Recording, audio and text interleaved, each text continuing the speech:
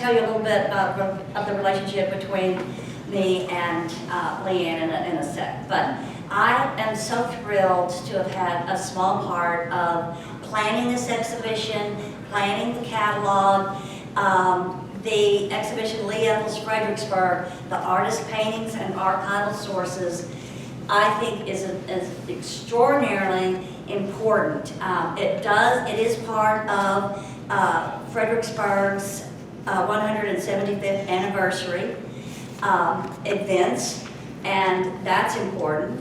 It's important to recognize Lee Ethel, an artist who you know very well. I was not familiar with him, and I got to get up to speed pretty quickly. And at the next talk that we have, the panel discussion on August the 2nd. No, 6th. August the 6th. I'll talk more about Lee Ethel as from an art historical point of view, because he's extremely important within the history of Texas art, beyond the town of Fredericksburg. This exhibition has been made possible by grants from Humanities Texas, which is money that comes from the National Endowment for the Humanities, and also from the Pedernales Creative Arts Alliance. And that those Oktoberfest funds from the PCAA were part and parcel of our ability to produce a catalog.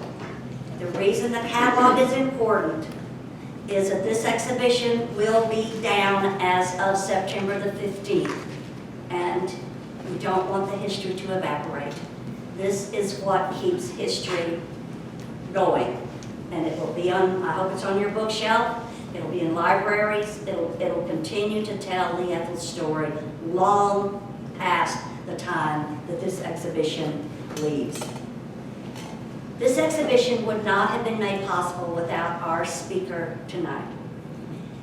Lee Ann, namesake of her grandfather, Lee Ethel. Lee Ann and I go back quite a ways, and I was her art history teacher at the old Southwest Texas State. Now it's Texas State. At any rate, Lee Ann was a shining star. I knew from day one, she is so bright, she's so talented, and her career in the art world has been phenomenal. She has this great gallery, she's a master framer, she's an appraiser, she has done everything right in terms of using her art history degree from Southwest Texas State University to the utmost. She was one of my shining pupils. When did you graduate? I forgot. 99. In 1999. But now she's one of the most of shining alums from of my many, many students. And I literally taught thousands of students over 10 years at that university. And I can't remember very many names of those kids, but I remember Leanne.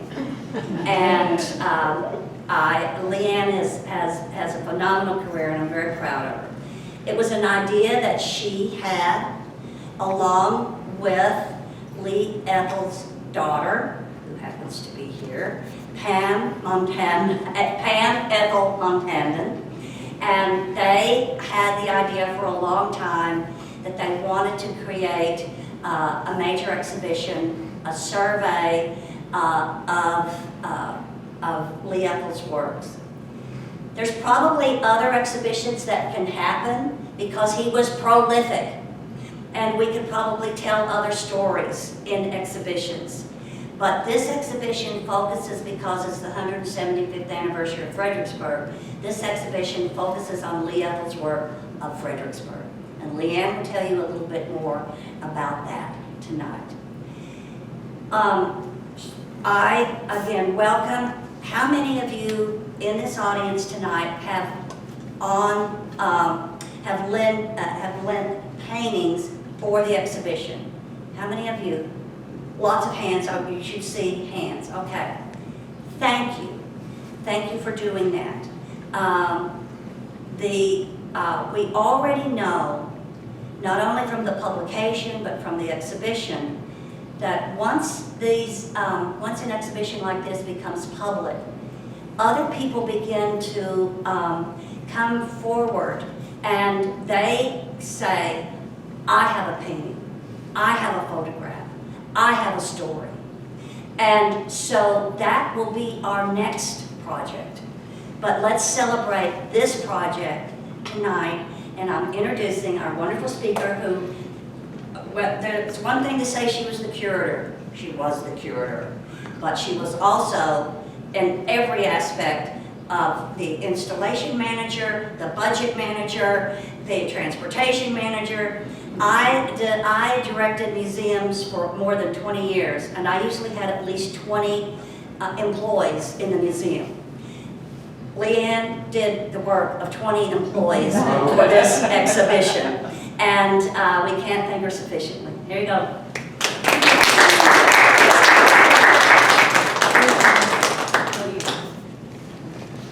Well, it is truly an honor to have Francine introduce me tonight as my art history professor. I would never have imagined that as a 20-year-old in college, that she and I would be here now and have had so much history now.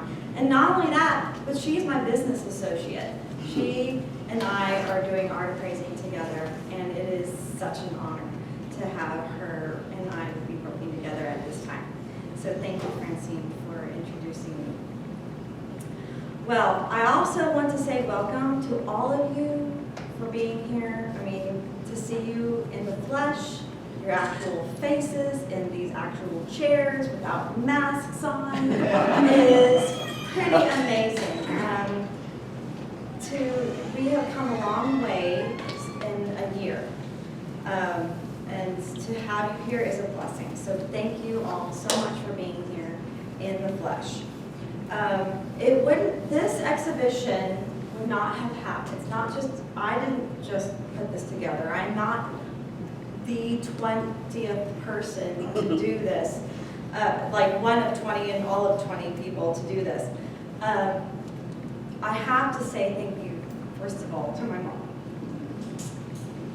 Okay. I was hoping I wouldn't cry. I actually, during this whole process, haven't felt like a sentimental nostalgia, emotional thing. But seeing you all here and being up here just kind of hits home. But we're here because my mom said yes.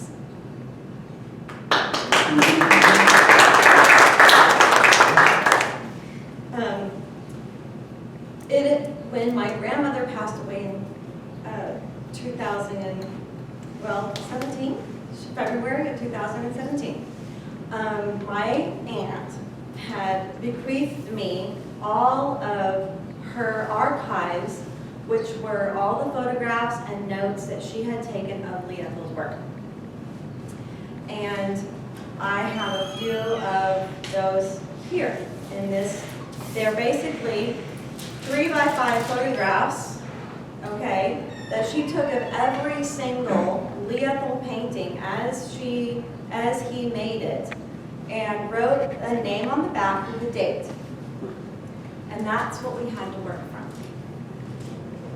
And I thought, well, maybe somehow we could have a retrospective of Ethel's work. And I didn't know how, or I didn't know why, but I felt like this was something that needed to happen. And a few years ago, I asked my mom, I said, I would like to do this. I think this is important, and, we should do this. And she said, well, I don't know who remembers Ethel anymore. And I said, I think there's a lot of people who remember Ethel. And she and my aunt both said, if you want to do this, you'll get further than anyone has ever done. You'll get further along, no matter how far you get, than anyone has ever done. So here we are with the 175th anniversary, sponsored by the Pioneer Museum and the Gillespie County Historical Society of Lee Ethel's Fredericksburg. And it was because that Pam and Susan, Lee Ethel's daughters, said yes. I also want to say thank you to John, my husband, John Whatley, who is recording this. He is my technical supervisor. He does all of the ins and outs, social media, all of the technical, anything that has to do with wires or speakers or anything. He is the guy. And he also has put up with me putting in very long hours of research and taking home my work at home and putting in late nights to make sure that we got all historically accurate information for the catalog. So kudos to him and my family.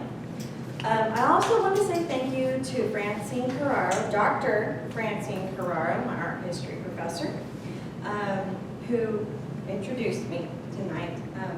Again, she was the grant writer on this project for the Texas Humanities. She was my coach in every way. She kept me motivated. She kept the fire lit underneath me during COVID and ice apocalypse and everything. She was like, this is your time, do it, work, let's get it going. And she never, ever let her teeth out of this project. And she is the assistant curator on this, so she helped me make specific decisions on how to direct this exhibition. So thank you, Francine. You're welcome. Also, Dr. Gerald Hoover, when I presented this project to him as a possibility, before I had ever finished the sentence, he said, yes. He said, we're going to do this. It's the very first and only art exhibition that the Pioneer Museum has ever had. And I hope that this will be a launching pad for future art exhibitions for other artists and other people who have contributed significantly in an artistic way to Fredericksburg. He's not here tonight, I wish he was, but I give him a huge kudos for being so enthusiastic from the get-go, always behind me 100% to make this happen. Also, all of those who loaned their artworks here, 40 of you have loaned artworks, and that is significant. You have loaned your artworks for 6 months from May to September so that the community of Fredericksburg can have access to see what he did and how he contributed to the cultural environment of Fredericksburg. And all the people who generously sponsored this event gave money towards making this happen, for the publication, to the educational events, to getting the works here and up on the walls. So all of that costs money, and all of that is important, and all of that is so, so grateful. So, how did we get here? We started in 2019 with a citywide treasure hunt. There was a special interest article written by Phil Hassell for the Fredericksburg Standard Radio Post. He was a columnist. He is a columnist. He's a very well-known, active columnist. And he was struggling for some information, and I said, well, here's a story for you. We are looking for Lee Ethel paintings. And he's like, I love it. And so he wrote this article about Lee Ethel's family looking for Lee Ethel artworks. And within 24 hours of that paper hitting the, whatever you call it, the desk, we had phone calls and emails. We have one, we have one, we have one, we have one. And we started cataloging them and putting them in our Rolodex of these paintings and cross-referencing them with my grandmother's 35mm photographs with notes that she had on the back, handwritten, and things started to come together. We were able to locate over 300 paintings. Am I loud enough? Can you hear me? I need to talk, okay.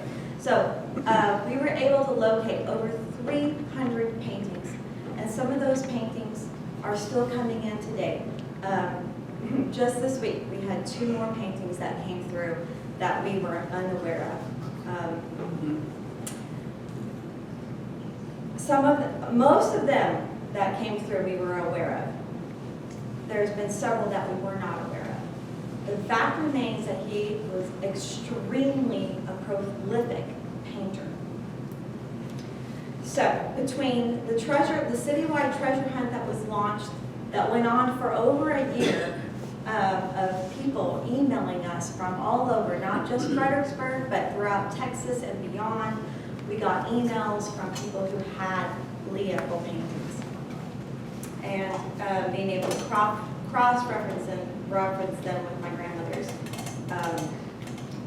bookkeeping skills. In 1998, she had donated all of his archival information, like the photographs that he personally took and photographs that he had collected, that he had personally painted from. She donated all of that to the Gillespie County Historical Society, and it is currently cataloged as the Lee Ethel Collection. So, if you ever want to visit that collection, it is available and accessible. But it was very critical for us, as paintings came in, that we could cross-reference it with his archival materials and say, oh, hey, here's a painting that he painted directly from. In fact, all of the paintings that are on the wall over here to my right were paintings that he was able to, that we were able to determine that he painted directly from.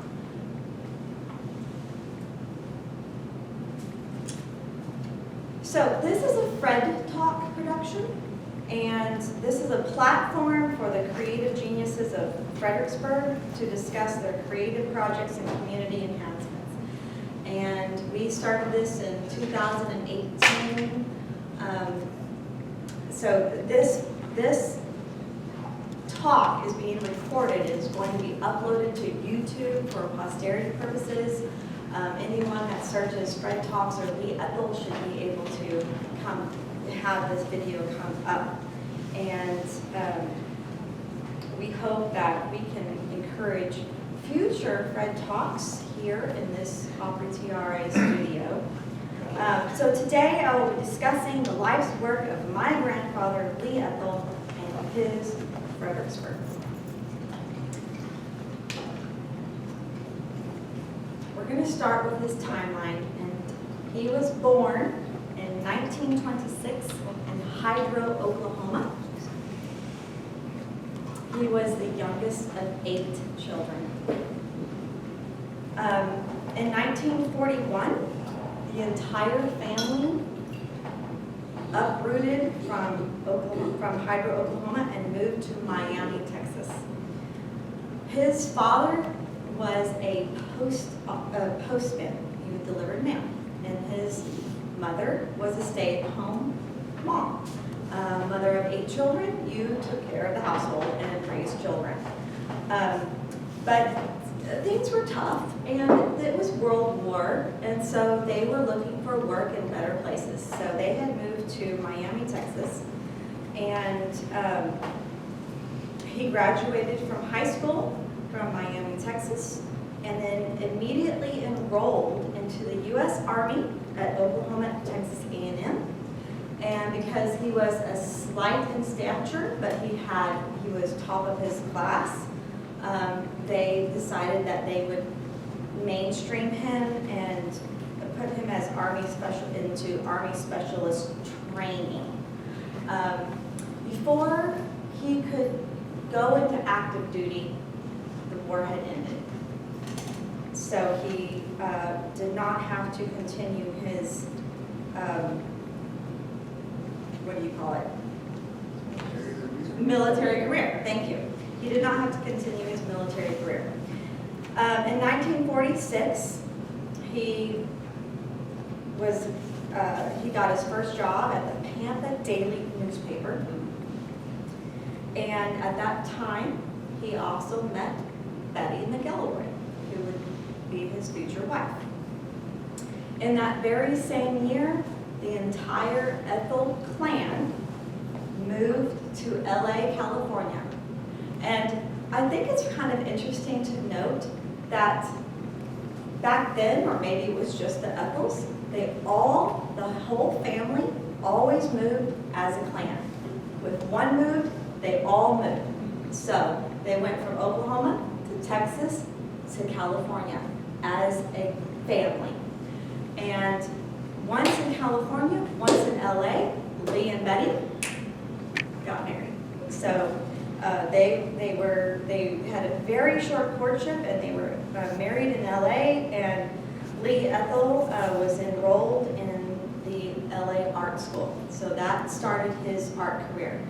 Now, going back, we do have some early childhood drawings and paintings that he did that we speculate were probably around the time of the 5th grade. And he had a 5th grade teacher who took interest in him and believed that he was an artist and needed to be encouraged in that direction. So he had a 5th grade teacher who encouraged him to continue in his art, but he didn't actually seriously do art until he got to LA Art School. So in 1948, they were only there for 2 years when he got a telegram from A. Harris Company department store in Dallas, Texas, as production manager in graphic design. And the entire family moved from California to Dallas. So in 1948, the entire family is in Dallas. And this would be probably the last of the big major family moves, because once they were in Dallas, they all pretty much stayed in Dallas. In 1951, my mother, Pam Montandon, was born. Pam Claire Ethel was born. And in 1955, her younger sister, Susan Lee Ethel, was born. And there's 2 daughters, and those were the only 2 daughters that Lee and Betty had. So they're in Dallas, he's in graphic design, and he throws himself into his graphic design business, and for the next 10 years, he is creating a phenomenal career as a graphic art designer in Dallas.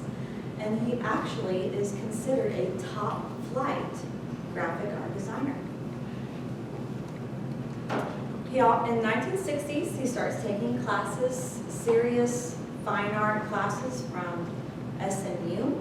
He is traditionally trained in the classical arts. So he's painting in still lifes and portraits and landscapes in the very traditional manner that you would think of when you think of still lifes, portraits, and landscapes. Those are the early works, and those are some of the early works that we were able to find during this hunt and this search. So the 1960s are about him having this twofold career. He has a very serious and very lucrative graphic art design career, but he's also developing a fine art career as a professional fine artist. By 1970, he actually has a gallery in his namesake in Dallas on Ruth Street that is open for business and selling his artworks. That's, I think, a pretty significant thing to be able to do in Dallas on Ruth Street in the gallery district for a fine artist to be able to have a gallery in your name. So he has these two careers. He has a very lucrative graphic art designer, and then he's also becoming an established fine art designer, or fine art painter in Dallas. So at this time, he and Betty are kind of thinking, well, maybe they don't want to spend the rest of their lives in Dallas. The kids are off to college, they're married, they're starting to have, well, not quite have kids of their own. They're off in college. And they are thinking about starting off new routes, and they decided that Fredericksburg was where they wanted to end up. Fredericksburg was a place that they had been to several times on vacation, coming to and from places, and maybe even as a destination place, but they were always, especially Lee, enamored with the history and architecture of Fredericksburg. And when it became available, they were able to purchase their very first historical home that they both had dreams of being able to restore. And that home happens to be the Carl Hinkie home. That, if you are not familiar with Fredericksburg, is one of the very first homes, or one of the very first children born in Fredericksburg, Carl Hinkie. And that is located on the corner of Travis Street and Llano Street in Fredericksburg, so just south of town, just south of here. And so they purchased that in 1970. Is that correct? 73. 1973 was when they purchased the Carl Hinkie home. And for the next 7 years, they worked diligently on not only restoring that home, but making the transition from Dallas to Fredericksburg. He was actively getting new clients here in Fredericksburg as a graphic designer, doing labels and signs for Fredericksburg, for the Dawson Peach House. He had lots of clientele who he was picking up here in Fredericksburg in the graphic design arena, but also he started painting Fredericksburg, which is why we are here today. In 1979, the Carl Hinkie home was put on the National Registry of Historic Places, and at that time, they made the permanent decision to be here. They were no longer going back and forth between Dallas and Fredericksburg. They were here full time. So when we're looking at Lee Ethel's paintings, and we're looking at his style, and you know, if you may or may not be familiar with his artworks, the first thing that people generally say is, oh, he's painting in a primitive style. And I can understand why people would say that, because it's very linear, it's very flat, it's reminiscent of a Charles Wygotsky, am I saying that right, painting? But it actually couldn't be further from the truth. When we say somebody is painting in a primitive style or a naive style, that would imply that they are untrained, that they have no formal education in the arts, that they are painting more like folk art or childlike in a way. But actually, when we're looking at his art, we need to think of it in terms of classic and conventional illustration. It is a faithful rendering of subject matter, the sharp delineation without painterly or tonal gradations, and receding planes, which is a classic illustration design. Lee Ethel employed 5 basic elements of design illustration: rhythm and repetition, balance, scale and proportion, emphasis, and unity. Rhythm and repetition refers to creating patterns to create order. Balance is the symmetrical design on a central axis.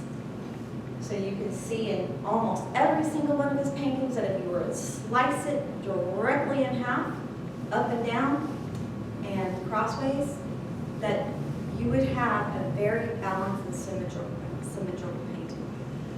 Scale and proportion, a rendering of size of objects in proportion to other objects.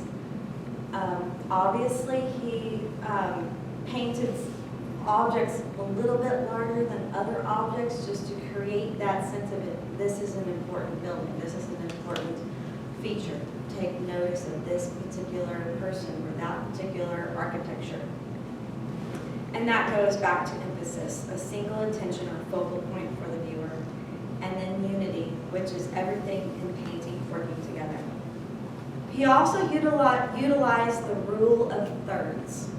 It's a process of composing visual images, proposing that the images is divided into 9 equal parts horizontally and vertically, with important compositional elements placed along those lines or intersections, creating tension and or interest.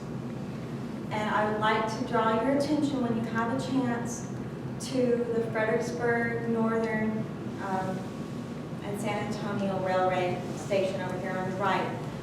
That is a primo example of him using the rule of thirds and also using that symmetrical balance of, lining a particular image up exactly on the intersection to create tension and interest. If you were to divide that up into 9 equal parts, you would have 9 equal perfect paintings.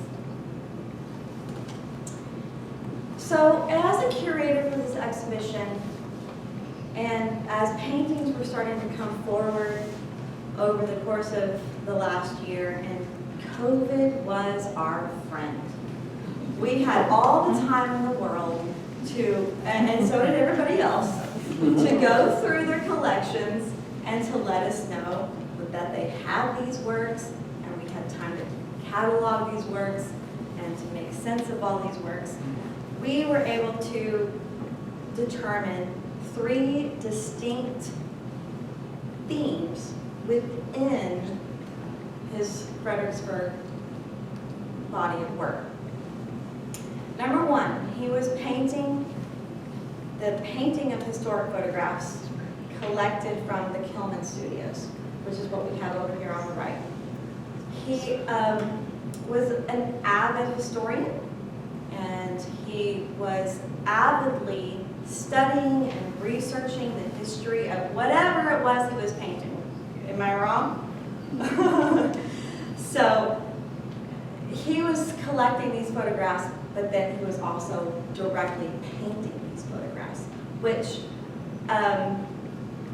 was actually an epiphany to us, because and my mom's collection had several of these paintings that we didn't have any reference point to where these were or what they were from. We just thought they were Western themes or cowboy things. But come to find out, they were directly painted from historic photographs of Fredericksburg, and that they were important Fredericksburg themes.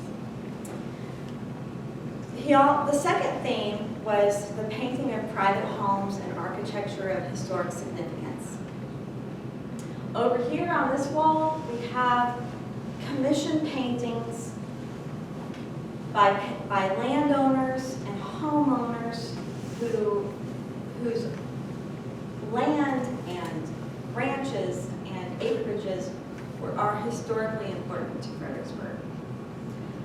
There's a timeline, a progression of architecture.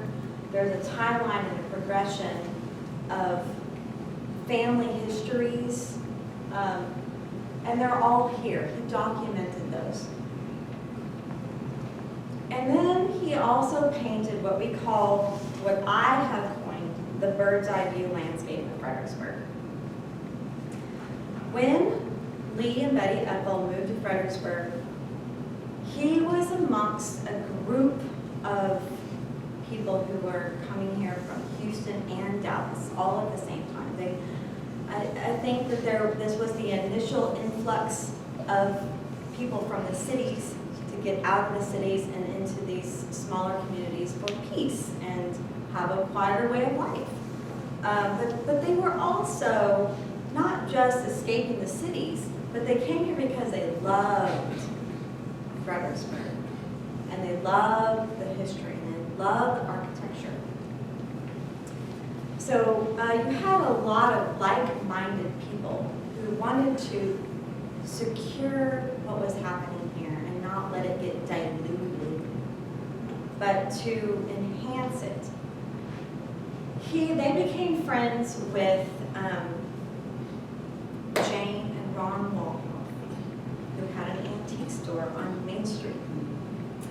And they sold antique maps, specifically old world German maps. And those maps, the very earliest was the Hartmann Scheidel maps of the Nuremberg Chronicles, the oldest known maps made in Germany from 1440 to 1514. And those were the maps that they had created were of a perspective of a bird from way up high, looking down on a community, and all the little things that were happening. They had townspeople actively doing things like herding cattle or going to the market or playing with their kids. They had people actually actively doing something, but from a view of way up here. And Ron and Jane had said, you know, what if you painted a picture of Fredericksburg like this? Well, obviously, it stuck, and he did it. And one of the very first bird's eye view paintings that he painted is on the back wall on the far right corner. So I think I'm not sure exactly, if it was because everybody loved what he was doing or it was because he became infatuated or impassioned with the style. But it certainly was a nod to the old world and incorporating the German heritage and what he loved about Fredericksburg. So he's going to paint what he knew of Fredericksburg as he saw it, but in a nod to the old world history of map making. There are 4 main contributions that I feel like Ethel's paintings made to Fredericksburg. Number 1, he painted historically accurate. Number 2, his paintings document Fredericksburg heritage and history. Number 3, his paintings document Fredericksburg in the time frame of his life here in Fredericksburg from 1972 to 1992, or 1970 to 1992. Which, who else was doing that? Who else was painting Fredericksburg so prolifically at that time in that space of Fredericksburg? And then number 4, it's reflective of a civic pride and identity of a historically significant town of Fredericksburg. He didn't just paint Fredericksburg. He had several other bodies of work. Like Francine said in her introduction, we could have lots of stories to tell. Early on when he was getting started with his painting career in Dallas, he was painting apples as still lifes. There are dozens of apples of still lifes. There are geese as landscapes. And geese and landscapes, and geese just as geese, as still lifes. There are duck decoys. No. Duck decoys is another big thing, as a still life. Daisies and tin cans. A whole body of daisies and tin cans with a white, stark white background, which my mom and I call his white background series. Where everything was put on a white background. But actually, you know, when I think about that, what he was doing was capturing shape. He took a domestic object, he took a familiar object, and isolated it out away from its background and its environment, and put it on a just dark white background, and it became less about the domestic, familiar object and more about the shape, which is a very contemporary and modern approach to painting. Then there's horses and houses in landscapes. Houses that were, again, extrapolated away from their environment and then put into a very blocked-in, very grid-like pattern. There's Navajo Kachina dolls juxtaposed with pottery and basketry. And there's cats. There is not a doubt in my mind that Ethel was a cat man. And even if you look real closely at these paintings, there's going to be cats.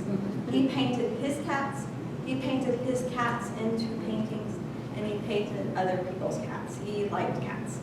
But he had a whole body of work that was of cats and quilts, and cats with geometric backgrounds that, again, was like this kind of tension between domestic familiarity and abstract,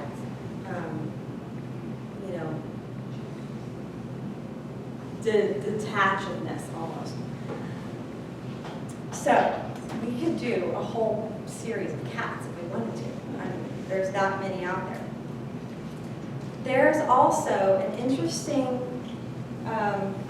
note about determining an older painting from a newer painting. His color palette shifted.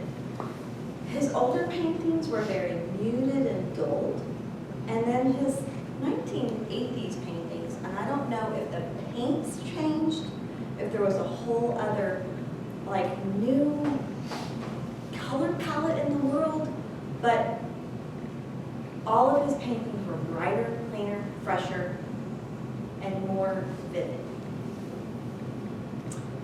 He painted not just Fredericksburg, but other places. He painted Arkansas and the Ozark country. He painted Maine and fishing culture. He painted Boston and New England. He painted Amish country of Oklahoma. He painted Louisiana and Mississippi. All those paintings are still out there, and we would love to know where they are. So watch your Ask Art, watch your auction, watch your estate sales. Those paintings are still very significant in the body of his works. But we can say without a shadow of a doubt that the most prolific body of work is still the Fredericksburg Hill Country and life and culture. Over 300 paintings, with new paintings being discovered weekly. Lee Ethel created a legacy of paintings separated from his graphic design career. He left a legacy of paintings for Fredericksburg. But who was Lee Ethel? To know him was to love him. He was a happy person by nature.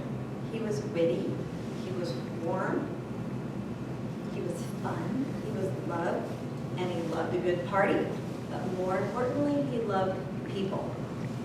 He was deeply involved in Fredericksburg and developing the art community and promoting the cultural heritage here. My Aunt Susan refers to him as the great encourager.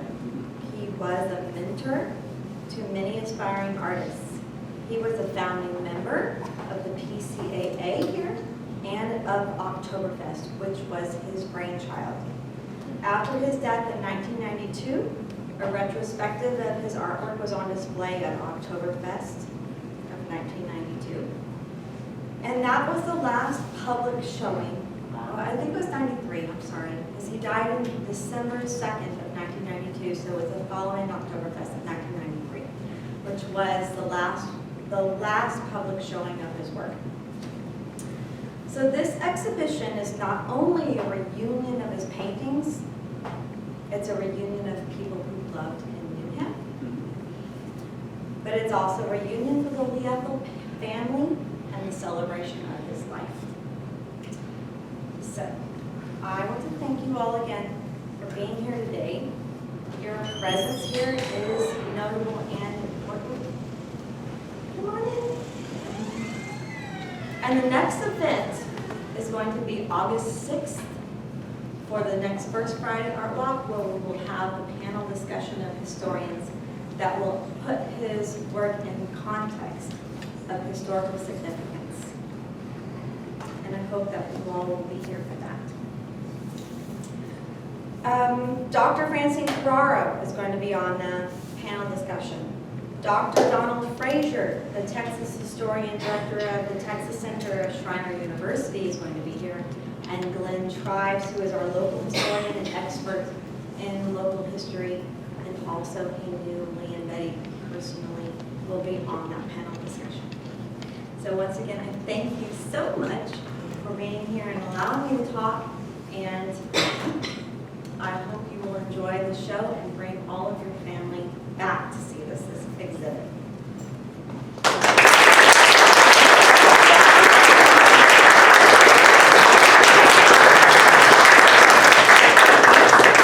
This is available by donation. The posters are available by donation. And if you have any questions or if you know of any other artworks, please let me or my mom know. Lovely.